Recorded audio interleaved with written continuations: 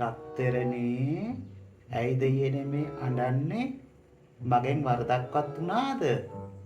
ඇයි වැරද්දක් වුණා නම් තමසේ හදන්නද? මම මේ කිරිපත් වෙලා ඉන්නවා.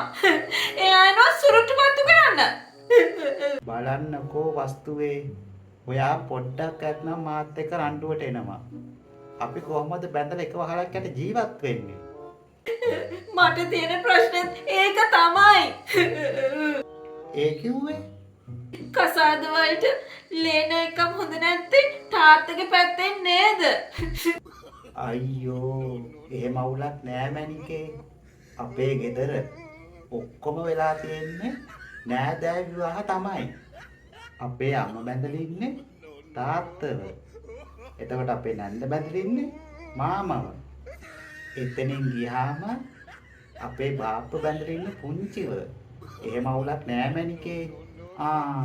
අමතක වුණානේ. අපේ සීයා බැඳලා ඉන්නේ අපේ ආච්චිව.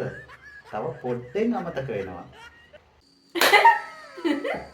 ඇත්තමද?